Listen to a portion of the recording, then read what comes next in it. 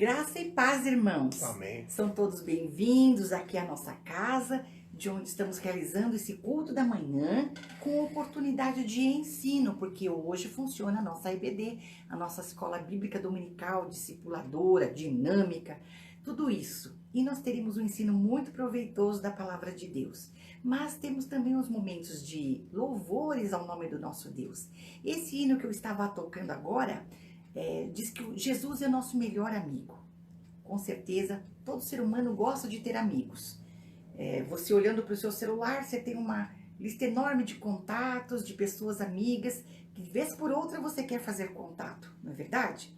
E nós temos um melhor amigo que a gente não precisa ter ele na nossa lista. E ele dorme conosco, acorda conosco. E como é bom quando temos comunhão com ele e o buscamos através da oração. Vamos orar? Querido Deus, nós queremos te agradecer, Pai, por esse dia que o Senhor acrescenta à nossa existência. Queremos te agradecer pela oportunidade que temos de te cultuar, de cantar louvores ao teu santo e bendito nome. Queremos te agradecer pela amizade maravilhosa de Jesus, que é tão precioso para nós. Um amigo que se importa conosco a ponto de dar sua própria vida por nós. Não existe ninguém que demonstre maior amor do que este, de dar a sua vida pelos seus amigos. E Jesus foi esse amigo tão, tão especial. Muito obrigada, Senhor. Que o Senhor receba os louvores do nosso coração. Que o Senhor trabalhe na nossa mente nesta manhã, nos ensinando essa aula preciosa com a meditação da Tua Palavra. Que o Senhor acrescente conhecimento ao nosso coração, à nossa mente. Que saibamos sempre como responder àqueles que nos perguntarem a razão da nossa fé. Nós queremos te agradecer porque, apesar de a fé ser uma palavra tão pequena, e muitas vezes nós acharmos que a nossa fé é tão pequena, o Senhor contempla a fé do nosso coração, o Senhor responde os nossos pedidos, o Senhor se inclina para nos ouvir, o Senhor tem amor e misericórdia por nós. Obrigada porque, falando em misericórdia, as tuas misericórdias se renovaram nesta manhã. E que seja uma manhã, uma tarde, um dia precioso na Tua presença, Senhor. Na vida dos nossos irmãos, da Igreja Batista Nova Aliança e de todos aqueles que nos acompanham. Nós oramos assim agradecidos no nome de Jesus. Amém. Amém. E teremos agora a oportunidade de recitar nosso tema e nossa divisa. Nosso tema e divisa, queridos irmãos. Vocês estão vendo que as letras estão maiores? É porque fizemos um teste na nossa igreja. A partir da igreja. Isso, a partir da igreja. E nosso diácono, irmão Eliseu, cuidando do multimídia, nos mostrou que a letra tamanho 48 fica bem nítida, não só aqui, para nós vermos de casa, mas também lá no nosso espaço, no nosso multimídia, né, pastor? Então, nós vamos agora a partir de então já estar preparados para essa volta, né? Se Deus assim permitir. Vamos repetir nosso tema? Firmados na fé. E a divisa? Portanto, assim como vocês receberam Cristo Jesus, o Senhor, continuem a viver nele, enraizados e edificados nele, firmados na fé, como foram ensinados, transbordando de gratidão. Colossenses 2, 6 e 7. Vamos louvar ao Senhor cantando um hino que fala do amor de Jesus.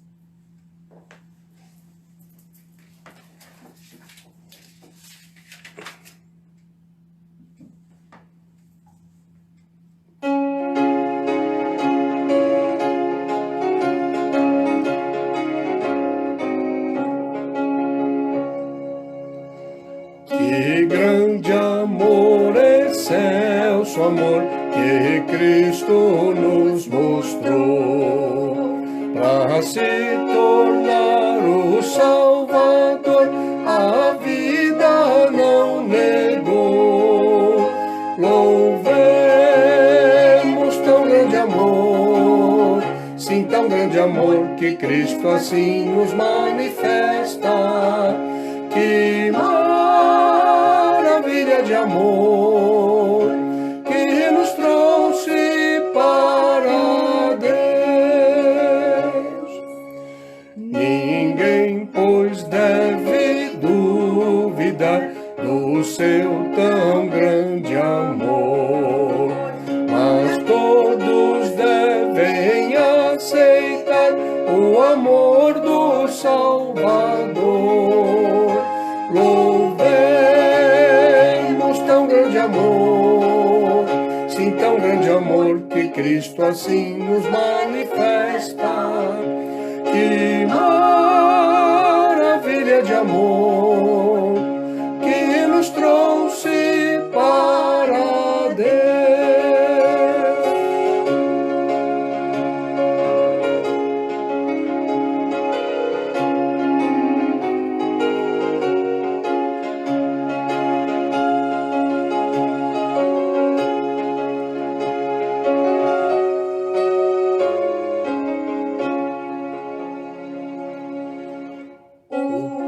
Este amor de nós fará é nos vedado a ver, mas Cristo em breve voltará e nos fará saber.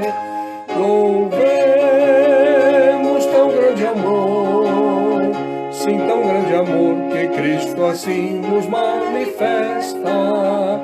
Que maravilha de amor que nos trouxe para Deus. Amém. Glória a Deus. Por isso Jesus disse que Ele é o caminho, a verdade e a vida. Ele nos conduz a Deus. Que coisa linda. Nós vamos agora fazer a leitura bíblica do Salmo 119, versos de 33 a 43. Ensina-me, Senhor, o caminho dos teus decretos, e a eles obedecerei até o fim. Dá-me entendimento para que eu guarde a tua lei e a ela obedeça de todo o coração. Dirige-me pelo caminho dos teus mandamentos, pois nele encontro satisfação. Inclina o meu coração para os teus estatutos e não para a ganância. Desvia os meus olhos das coisas inúteis, faze-me viver nos caminhos que traçaste.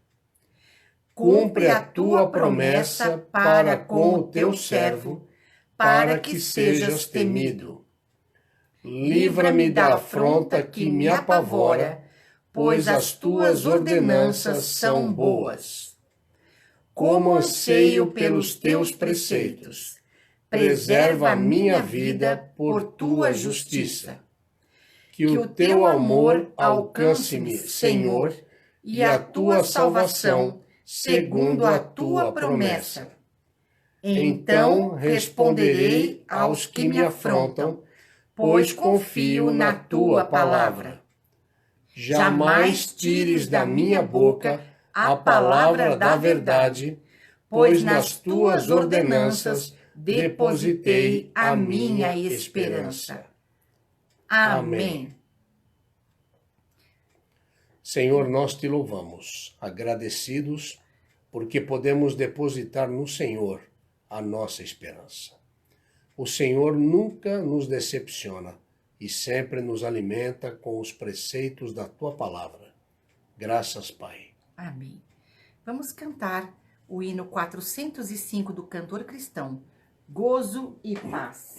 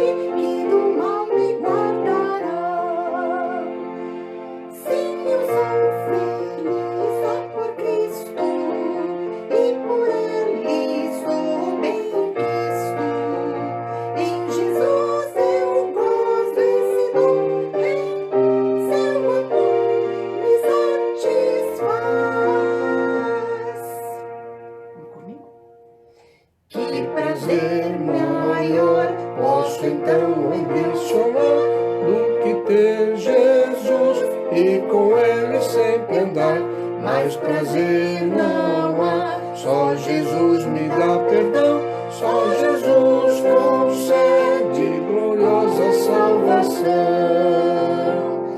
Sim, feliz eu sou só por Cristo, e por Ele sou bem quisto. Em Jesus eu gozo esse dom feroz, seu amor me satisfaz.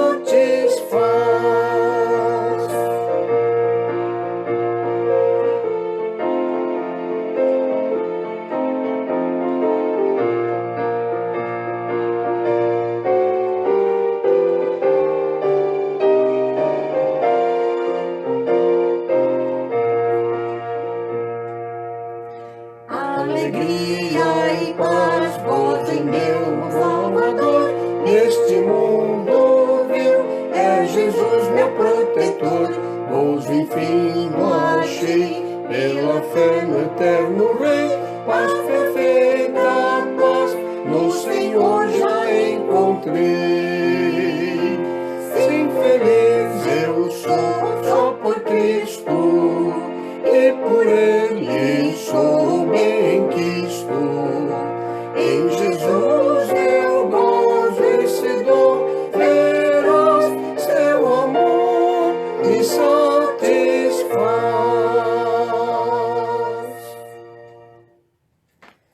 Precisamos cantar mais esse hino, irmãos, porque ele é muito bonito e pouco a pouco vamos aprendendo hinos. Não são novos, irmãos, é que nós cantamos pouco, então vamos encontrar gozo e paz no Senhor.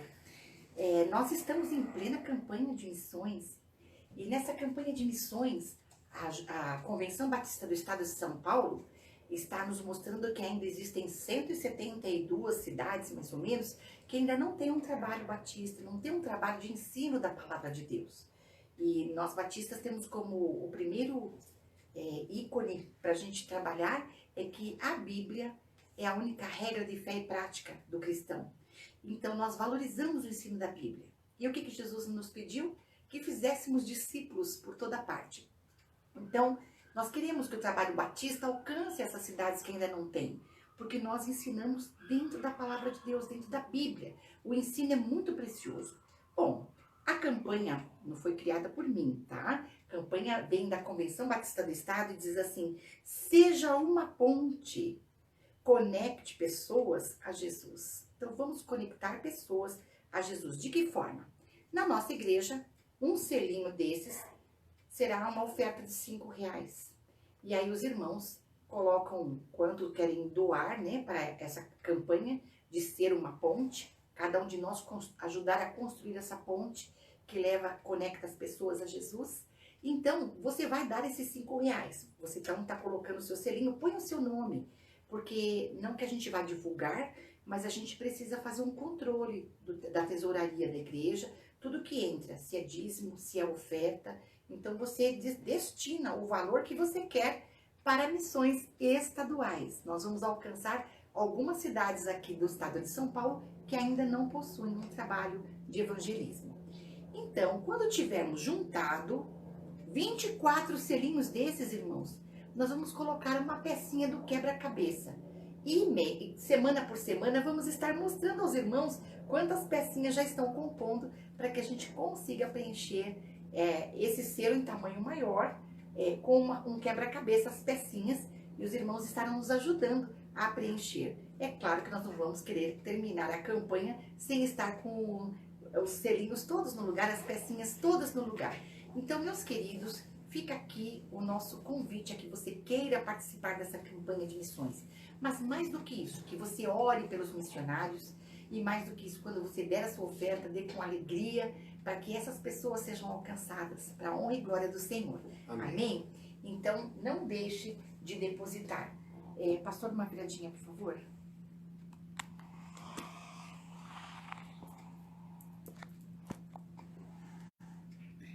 Seja a ponte conectando pessoas a Jesus.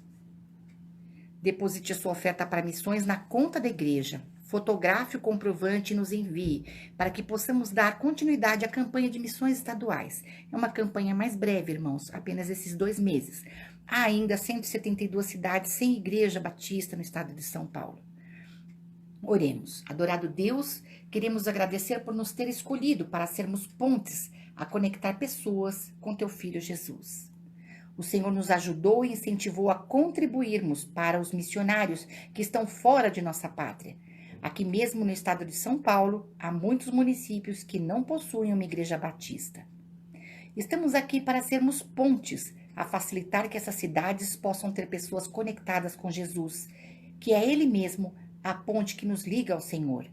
Ele se dignou vir a este mundo para acabar com o abismo que nos separava de Ti, ó Pai. Nossa campanha é para suprir os missionários da nossa terra, que se dispõem a estar nessas cidades não alcançadas ainda. Pedimos que nos use para daqui mesmo enviarmos nossas ofertas e orarmos por eles. Em nome de Jesus. Amém. Amém. Teremos agora algum tempo para meditarmos no que o professor Alexandre preparou para o ensino de hoje. Pegue sua Bíblia, que é o seu livro de estudo, para acompanhar essa aula tão especial. No tema da nossa aula de hoje é impiedade. Então... Bom dia a todos. É um prazer, é um privilégio estar aqui novamente nesse momento, nesse tempo dedicado à nossa EBD, a nossa Escola Bíblica Dominical, ou Escola Bíblica Discipuladora, como queiram. E, meus irmãos, nós vamos fazer o seguinte hoje.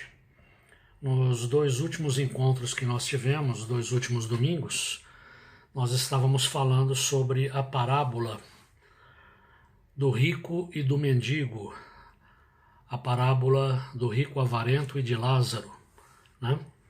Nós já falamos um pouco sobre isso, nós fizemos um estudo acerca dessa parábola e hoje nós vamos para a 3ª e última parte do nosso estudo. Nós vamos concluir esse estudo abordando mais alguns aspectos, mais alguns ricos ensinamentos que podemos tirar dessa parábola. Lembrando aqui, só para refrescar um pouco a nossa memória, essa parábola é uma parábola contada por Jesus e que ela aponta para uma realidade espiritual. Ela fala sobre o nosso destino após a morte física, né? A morte física, ela não é o fim, né? A coisa não acaba, a coisa não termina com a nossa morte física. Há um prolongamento, né, da nossa existência depois da morte física.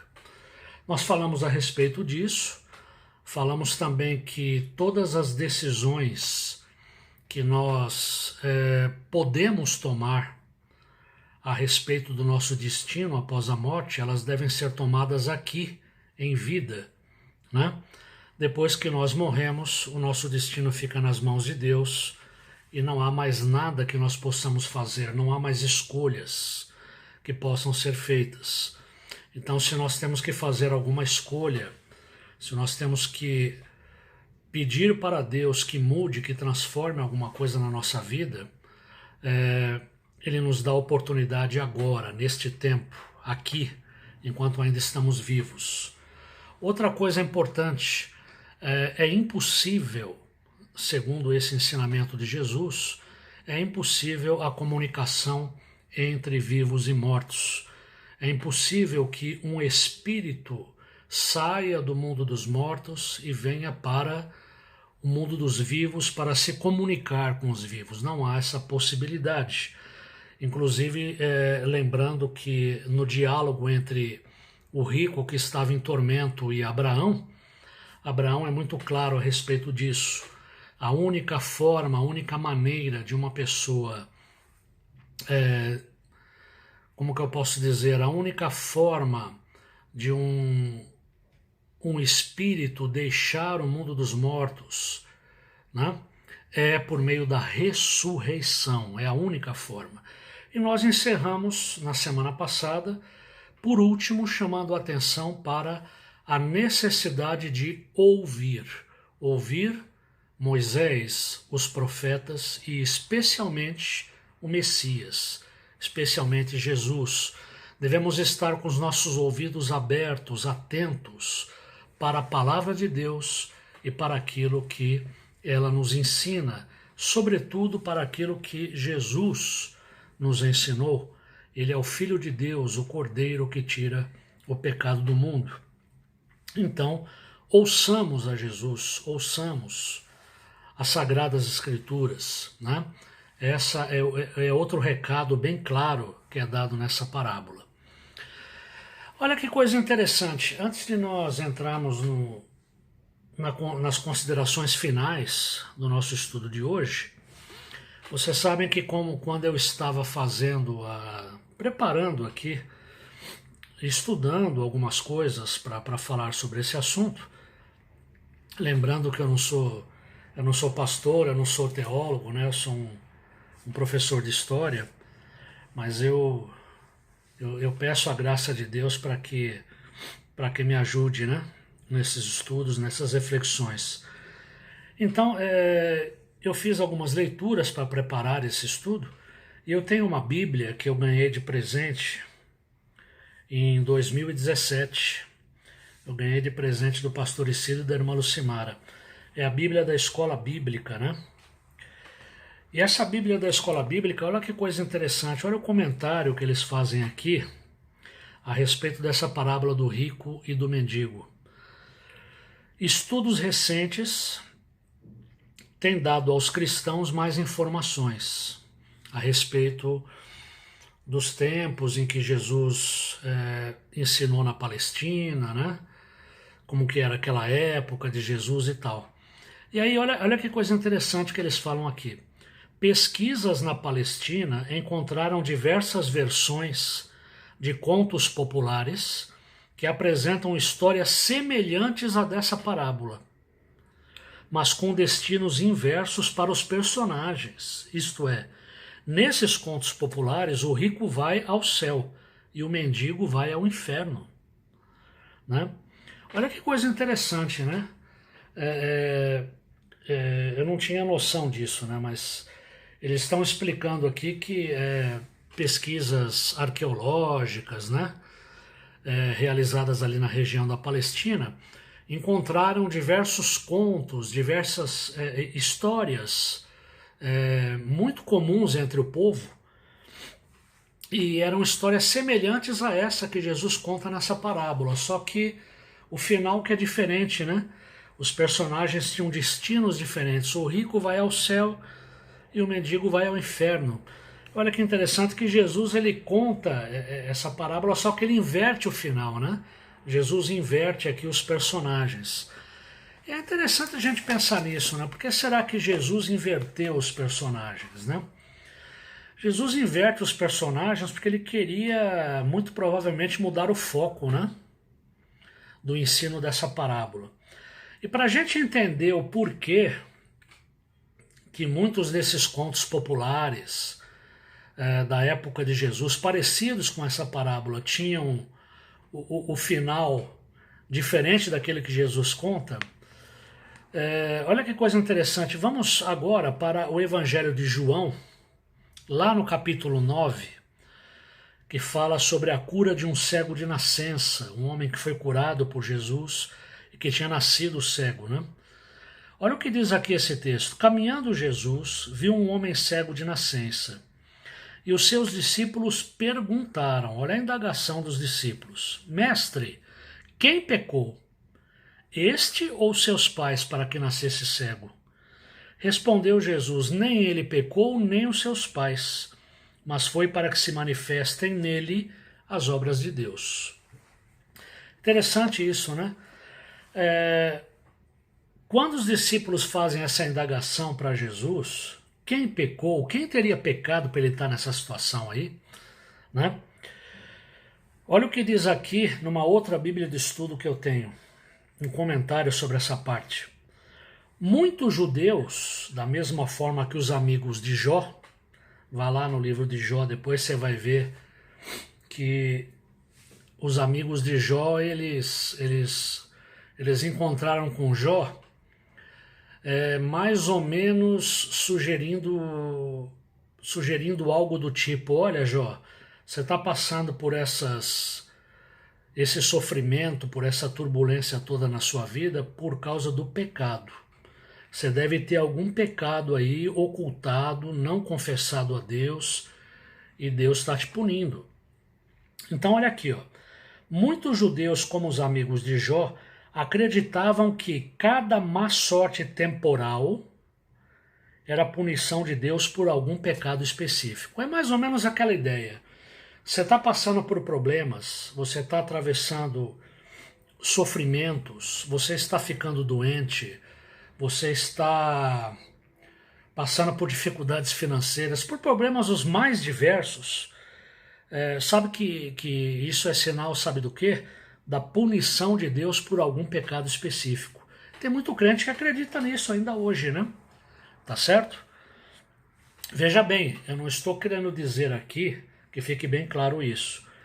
É claro que existem algumas provações na nossa vida que Deus permite para nos punir ou nos corrigir de algum pecado específico, de algum caminho indevido que nós estamos seguindo, pelo qual nós estamos nos metendo. Existe isso, né? Ninguém aqui está negando isso. Olha o caso de Davi, por exemplo, né?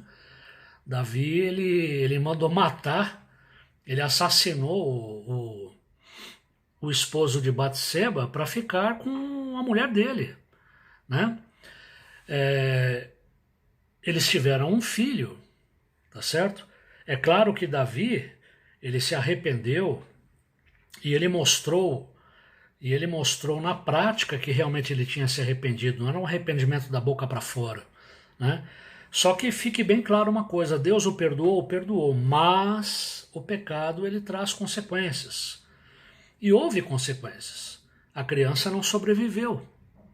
E mais tarde, se você vê a história do rei Davi, você vai ver que o rei Davi ele teve grandes problemas no âmbito familiar. No relacionamento dele com os filhos, no relacionamento entre os filhos, né?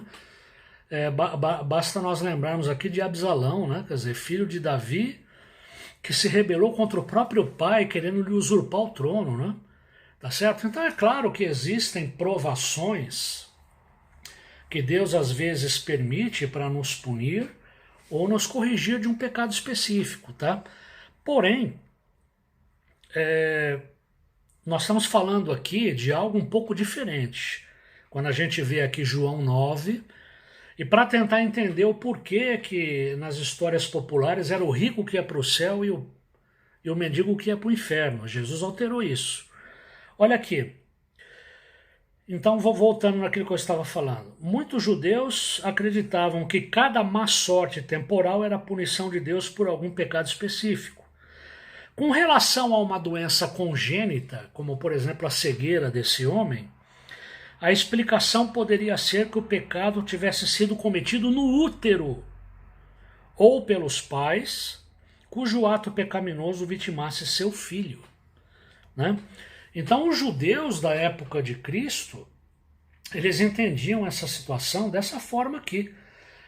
Ele nasceu cego, e agora ele sofre com a cegueira, ele tem que viver esmolando, né? Por que isso?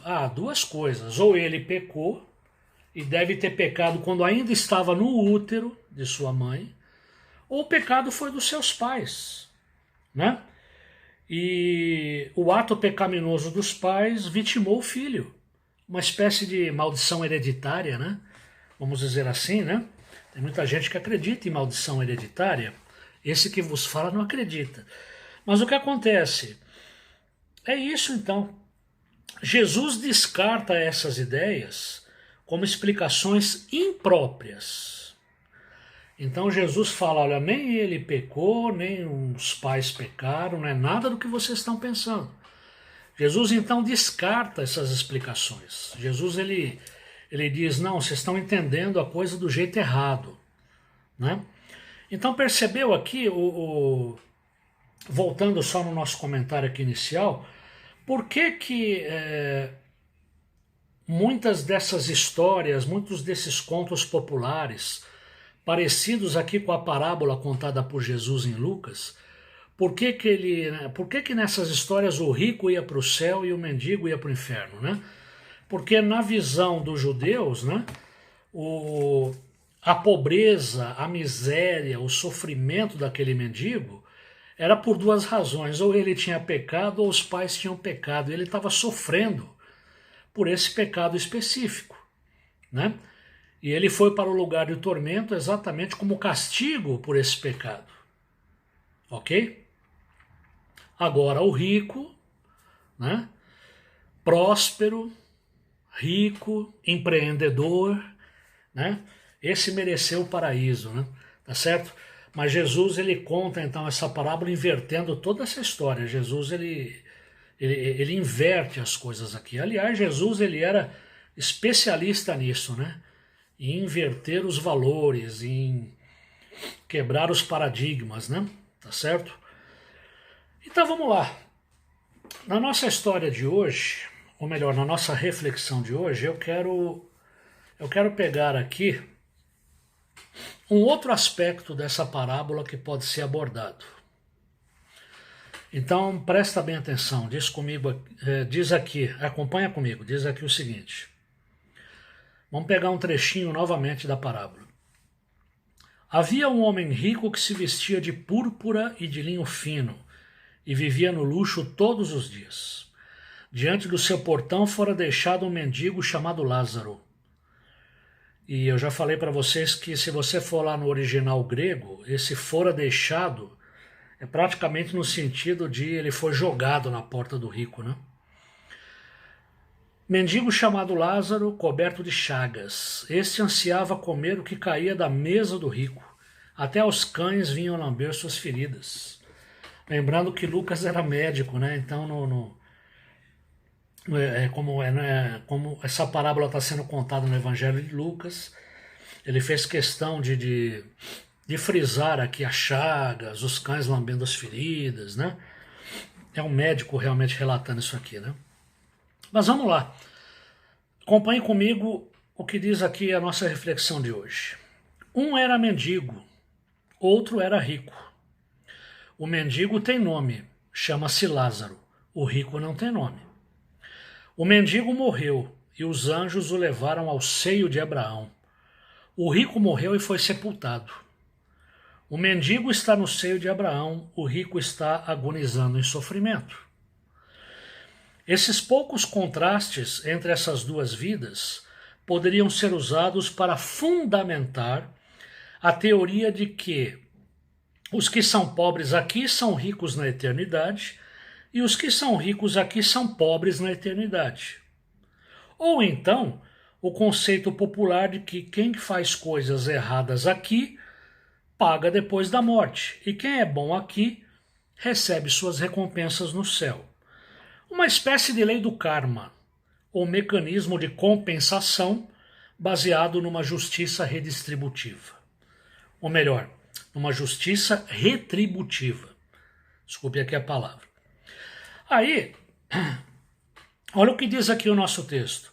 Interpretar a parábola entrando por esse caminho implica desviar do foco. Jesus está ensinando, na verdade, sobre justiça. A pergunta nas linhas e entrelinhas dessa parábola é: como se define um justo? Então, atenção para isso, hein? Quando você se depara com a parábola do rico e Lázaro, quando você vê como os dois viviam e depois, quando você se depara com o destino dos dois após a morte, o contraste entre essas duas vidas pode nos levar a decisões equivocadas, a conclusões precipitadas. É isso que ele está falando aqui. Por exemplo, essa história de que quem é pobre aqui vai ser rico na eternidade, quem é rico aqui, né, vai ser pobre na eternidade, que só quem é pobre vai para o paraíso, né? Todos os ricos estão destinados ao inferno. A gente sabe que isso aqui não tem base bíblica, né? A Bíblia é muito clara. Todos, sem exceção, todos pecaram e estão destituídos, afastados da glória de Deus. E se não houver mudança de caminho, se não houver transformação, se não houver arrependimento, conversão, né, não passará a eternidade, né, junto a Cristo, não. Tá certo? Então essa história de que, né, quem é pobre aqui é rico na eternidade, quem é rico aqui é pobre na eternidade, isso aí não condiz com a Bíblia. E essa história também de que quem faz coisas erradas aqui paga depois da morte, quem é bonzinho aqui vai para o céu. Aí você vai entrar novamente nessa questão de que todos pecaram. Quem é bom? Né? As pessoas boas merecem as suas recompensas no céu. Quem são pessoas boas? Ninguém é bom se não for justificado, né, por Cristo. Ninguém é bom, né? Ninguém é justo aos olhos de Deus, mesmo que a pessoa veja a si mesma como justa, como boa, né? Se você não for justificado pelo sangue do Cordeiro, né, você pode ser a pessoa mais boazinha, né, aqui na Terra. Isso também contraria a Bíblia, né? Tá certo? Então, na verdade, Jesus ele está falando aqui sobre justiça. É outro aspecto que a gente poderia abordar ao estudar essa parábola. Jesus está ensinando sobre justiça e a pergunta que fica é: como se define um justo? Então tá aqui, ó. A impiedade do rico não consiste no fato de ser rico, mas de ser displicente e indiferente à condição do mendigo à sua porta.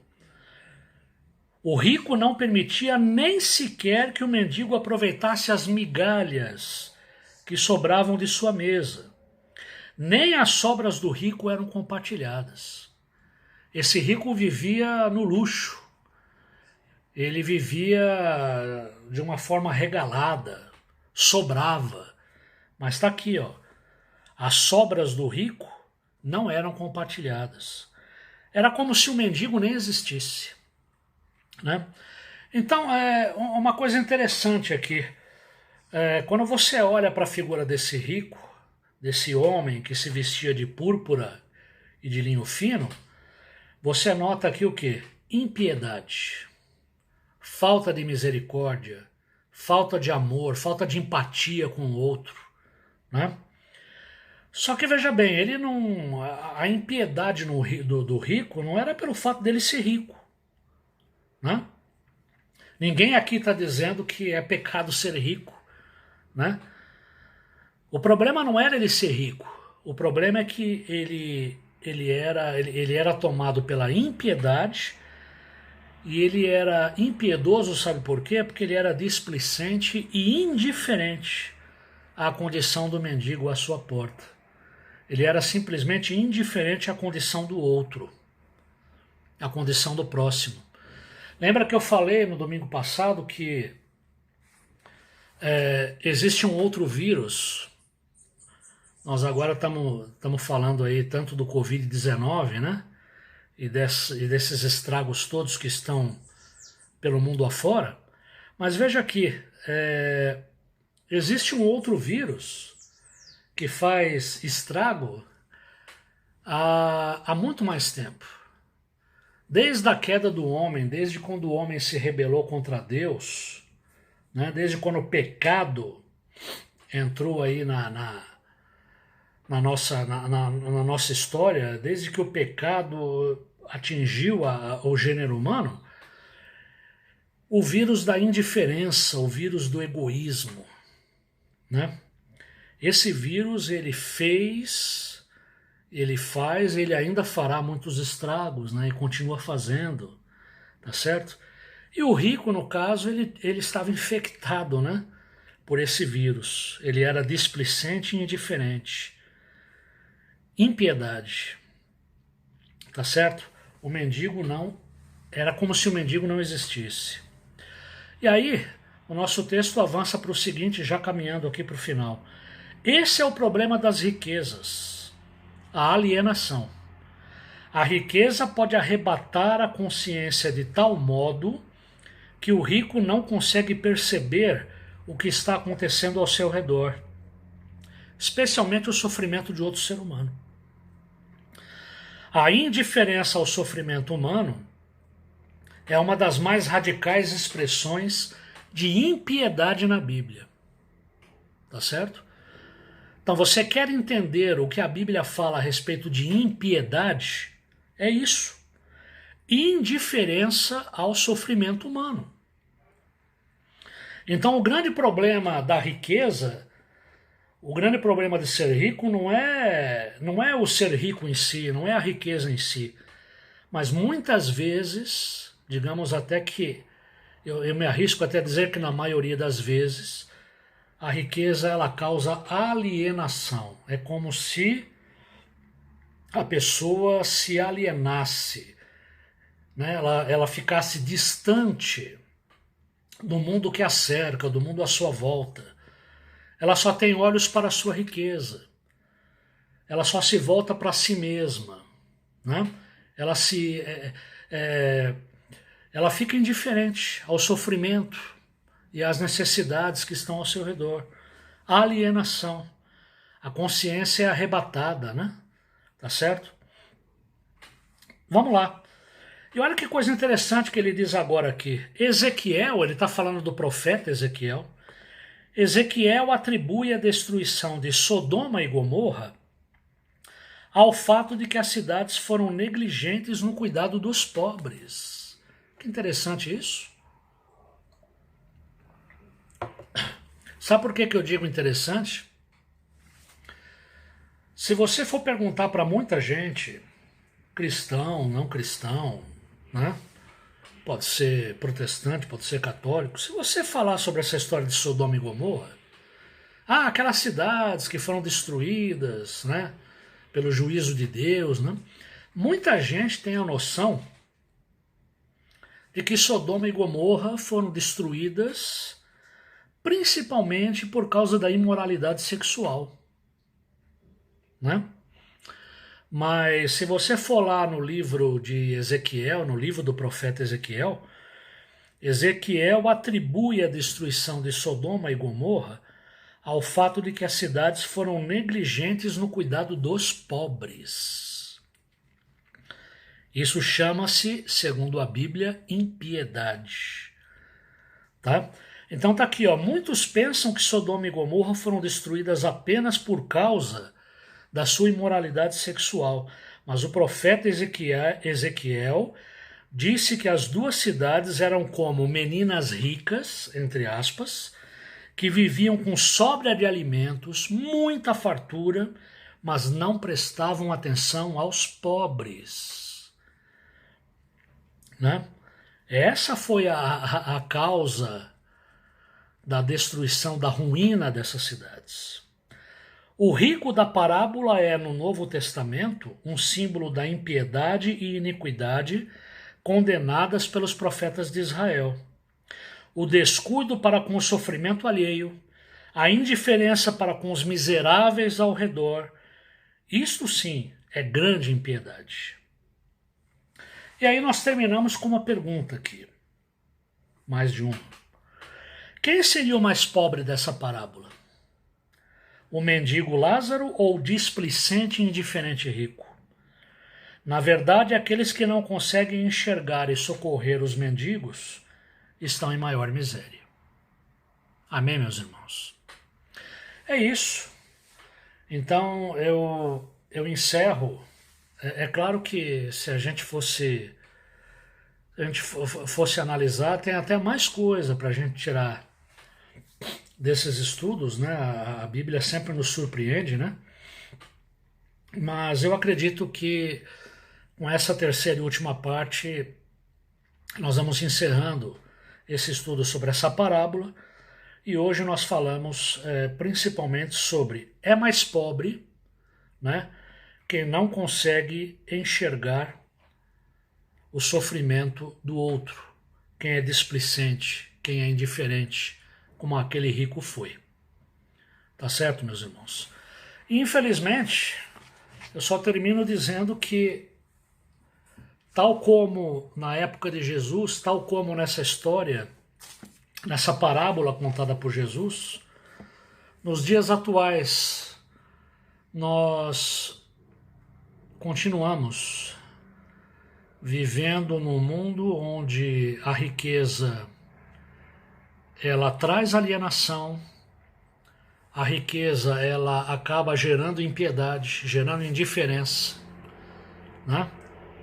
Com o sofrimento alheio. Eu digo isso porque isso aí não sou eu que estou dizendo. Se você depois quiser pesquisar em várias fontes que falam sobre isso, no momento que eu estou falando aqui com vocês, né? O mundo hoje ele está na seguinte situação: cerca de metade de toda a riqueza produzida no planeta, ela está sendo usufruída por 1% da população. Pega essa situação, 1% da população mundial detém nas suas mãos metade da riqueza de tudo que é produzido no planeta, né? Isso à luz dos profetas do Antigo Testamento, isso à luz do Novo Testamento, de acordo com o que Jesus ensinou. Isso chama-se impiedade, né?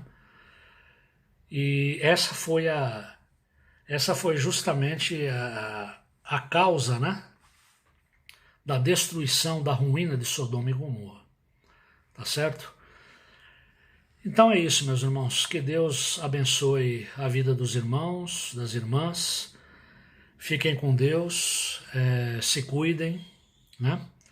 E um grande abraço do professor Alexandre e da irmã Sandra. Tá certo? Abração para vocês. Tchau, tchau.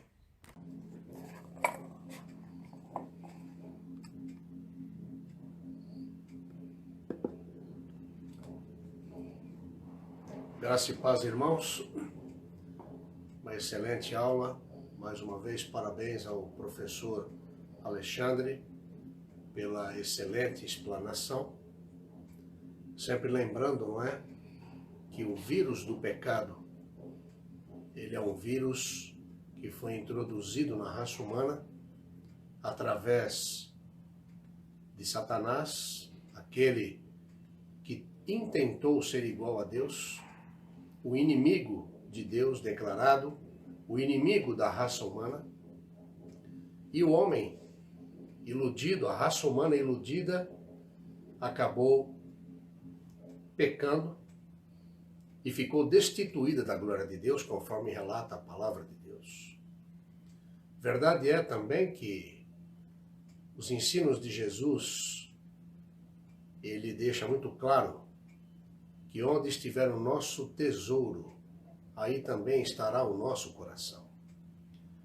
Verdade é que metade da riqueza humana, como disse o professor, e eu quero dizer a você que me ouve que não será diferente. Só será diferente quando Jesus voltar. Tudo será diferente quando cumprir-se a palavra de Deus da criação de novos céus e de nova terra, onde haverá realmente um reino de justiça, onde as coisas voltarão a ser como sempre deveriam ter sido. Mas neste intervalo, e nós estamos no intervalo, Deus quer que todos se salvem. Deus quer que todos tomem esse antídoto. E esse antídoto está na cruz do Calvário. Este antídoto é Jesus de Nazaré.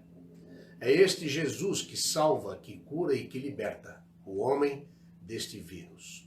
A transformação, queridos, não será através da política. A transformação não será através de discussões. A transformação se dará de dentro para fora. No momento em que o Filho, o Espírito de Deus, ele entra dentro de nós e restaura a nossa alma, restaura a nossa condição pecaminosa.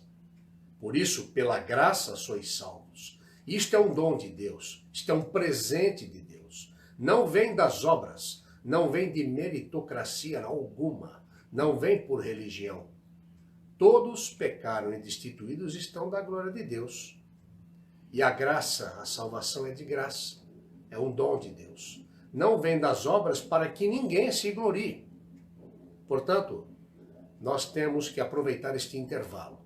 Por isso, como igreja, nós somos pregadores do Evangelho. Somos pregadores dessas boas novas. Somos pregadores da salvação.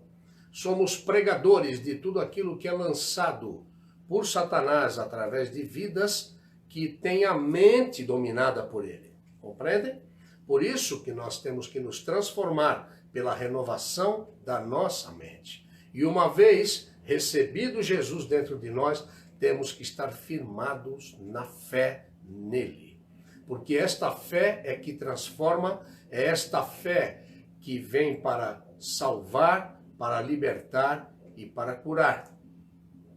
Jesus deixou muitos ensinos aí, não é? O ladrão veio para matar, para roubar e destruir. Refere-se ao inimigo das nossas almas. Mas eu vim para que vocês tenham vida e vida em abundância. Há algo que às vezes na sua mente está sendo lançado aí? Algum tipo de maldição? Disse muito bem o professor, e também cremos que não cremos em maldição hereditária. Não cremos nisso. Porque em Jesus tudo está quebrado. Ele tem o poder. Todo o poder está nas mãos dele. E no momento que ele entra dentro de nós, nós temos todas as ferramentas, a procuração dada por ele. Em meu nome, vocês expulsarão demônios. Em meu nome, vocês são representantes meus nesta terra. E o representante de Deus nesta terra é a igreja. Não é a igreja A, B ou C. É a igreja, o corpo vivo de Cristo. Aqueles que entenderam e aqueles que têm a visão do rei e do reino. Porque nós estamos aqui para servir ao rei e ao reino. Portanto, nós estamos aqui e continuaremos, pela vontade de Deus, pregando o Evangelho neste intervalo, para que todos possam se salvar. Todos tenham a salvação, independente de ser rico ou pobre. A questão não é ser rico ou pobre. A questão é onde está o tesouro do nosso coração. Entendem isso? Isso é muito profundo. Aonde está o seu tesouro? Examine-se, pois, o homem a si mesmo, diz a palavra de Deus. Que Deus nos abençoe. Estamos já nos preparando para a volta, para cumprir todos os protocolos exigidos pelas autoridades governamentais, e assim deve ser. E temos que respeitar, sim, as autoridades governamentais e não trabalhar de forma aleatória ou com conchavos aqui ou ali, porque eu tenho um conhecido ali, eu tenho um conhecido aqui, e eu vou fazer aquilo que eu quero.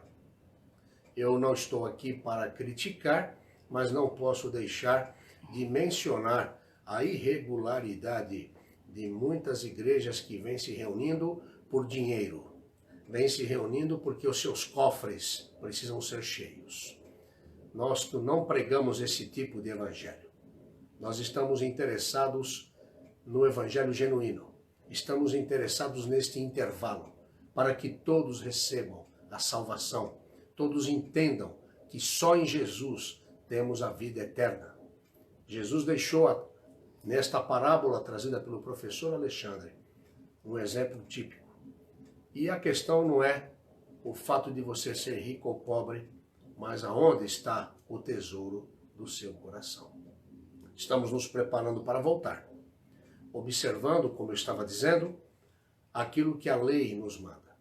Em primeiro lugar, temos que dar um bom testemunho. Testemunho aliado com respeito à vida. Temos que respeitar as vidas. Temos que respeitar uns aos outros. Amarás o Senhor teu Deus de todo o teu coração, com toda a tua alma e com todo o teu entendimento, e ao teu próximo como a ti mesmo. Isto envolve eu me amar, eu me cuidar e também cuidar do meu próximo e cumprir a lei. Porque as autoridades nos dão regras para serem seguidas, neste caso, perfeitamente coerentes, aceitáveis, e dentro deste mês, dentro do protocolo do nosso Estado, me parece que a partir do dia 20, 22, me parece que haverá de fato a flexibilização para que as igrejas voltem a abrir respeitando protocolos. E nós, da Igreja Batista Nova Aliança, nós, da denominação Batista, ontem mesmo tivemos uma reunião com a Associação Centro da Capital, onde estavam presentes o presidente da Convenção Batista Brasileira, o presidente da Convenção Batista do Estado de São Paulo, também representantes da Ordem dos Pastores Batistas do Brasil. Há igrejas que voltarão a abrir somente em outubro. Há igrejas que já estão começando a abrir. Mas nós, como Igreja Batista Nova Aliança, em Vila Guilhermina, e também nos manifestamos ontem, como testemunho também aos nossos vizinhos, pois há muitas pessoas que estão paradas, estão dentro de casa, estão limitadas com tantas coisas, e eu creio que não seria de bom testemunho voltarmos agora e voltarmos de uma forma irresponsável. Então estamos nos preparando de forma responsável, já com a questão da pedaleira, a questão da questão da temperatura e outras coisas mais que se fazem necessárias. Eu estou aqui alisando, fazendo um carinho na minha gata que veio até mim. Ela saiu da onde estava. Está aqui a minha menina, para que todos possam conhecer. A minha menina Panterinha, tá? Está comigo desde bebê e ela veio até mim. Vai lá, filha. Então é isso. Queridos, nos vemos às 18h30 e estamos trabalhando, orando, regando sempre em oração, para sempre darmos um bom testemunho da razão da nossa fé. Amém? Vamos orar? Pai, completa esta palavra tão preciosa trazida pelo teu servo, professor Alexandre, nas mentes e corações de todos que participaram, de todos aqueles que ainda ouvirão, e que logo às 18h30 possamos estar juntos, para juntos celebrarmos o teu nome. Oramos assim no nome de Jesus. Amém. Que o teu amor de Pai, que a graça de Jesus Cristo, teu Filho, e que a consolação e a instrução do teu Espírito Santo sejam abundantes sobre a Igreja Batista Nova Aliança em Vila Guilhermina, sobre toda a tua igreja espalhada pela face da terra e sobre todos aqueles que nos acompanham na live da nossa igreja, que a tua boa mão também esteja sobre eles hoje e até a volta do Senhor Jesus, no nome de quem oramos. Amém. Que Deus te abençoe. Fique na paz de Cristo.